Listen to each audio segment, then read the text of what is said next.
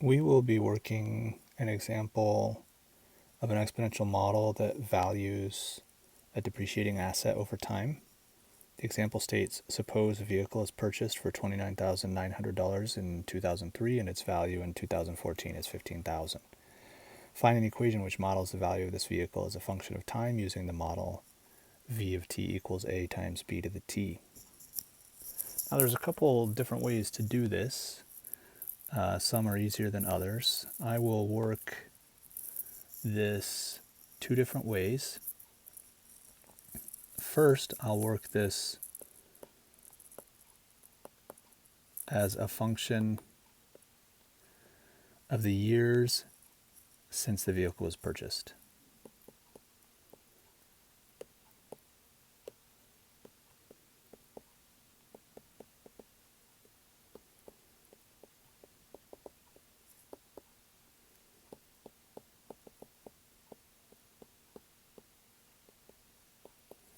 Now, what this means is that time, which will be the input,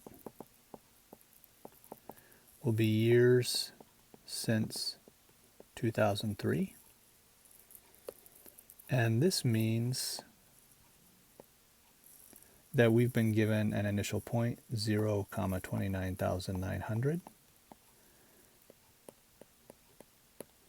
And 2014 would be 11 years since the date of purchase, so that would be 11, 15,000. And from here, we would just copy the method of building an exponential model given an initial point and another point. I'll link the video at the end. Or we could do it another method, which is to take 2 points from a reference year, and it will work like the task of building an exponential model given 2 points more generally, and I'll link the video at the end as well. Now here, proceeding from here using this methodology, we would have that the A is 29,900. To see why, go ahead and consult the earlier video. And this means that V of t will be 29,900 times b to the t, and then we use the second point to find the b. We would say, okay, well, 15,000 is the value at 11 years.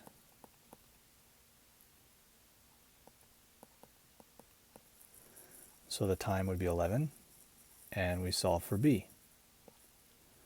And then we would have b to the 11 is 15,000 over 29,900. And this means that b is the 11th root of 15,000 over 29,900, which is approximately 0.9392, yielding the model v of t is equal to 29,900 times 0.9392 to the t.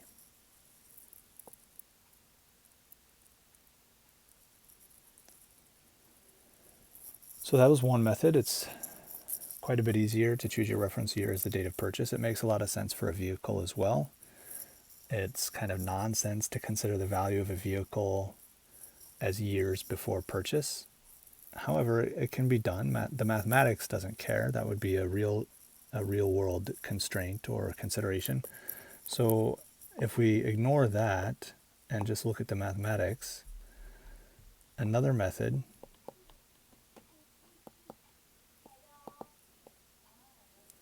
would be as a function of years since some reference year. So let's say since 2000. You could pick the reference year to be the year 0 if you want, and then the t values would be 2003 and 2014. That makes for some very large numbers in your calculations and your maneuverings. It's more writing than is necessary, but I think it would be pretty reasonable to take as a reference year the year 2000. And to do that, we would observe that this means that the t, which is the input, is year since 2000.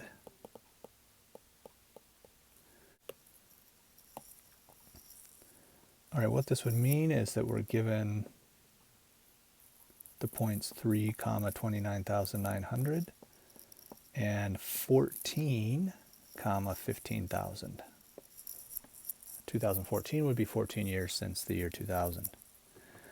And then we would proceed as in the task of building an exponential model given 2 points in a general sense. To do that, just as the other video suggests, you would set up 2 equations and divide. So you would have the one equation would be 29,900 is equal to a times b cubed. And the other equation is 15,000 is equal to a times b to the 14. And then you would divide the 2 equations. And you would have 15,000 divided by 29,900 is equal to a times b to the 14 over a times b cubed. Doesn't matter which one goes on top. You save yourself a step if you put the bigger one on top. The a's will cancel. You get b to the 11. And so that means b is the 11th root of 15,000 divided by 29,900, which was the same as the other method. So that's 0.9392. To get the a, you pick either of the 2 equations that we had set up and plug in the b to find the a. So we might take the 15,000 is equal to a times 0.9392 to the 14. Divide both sides, and we get a is equal to 15,000 divided by 0.9392 to the 14, which is approximately 36,097, give or take. There's some issues with rounding error and what you store in your calculator's memory as you make these calculations. Roughly speaking, given some rounding error, you should be close to the 36,100 area here. And so that would give us a model that is not the same as the other model, but very similar. What would be the same is the rate at which the vehicle depreciates in value. The initial starting point would be different because the referent year is different.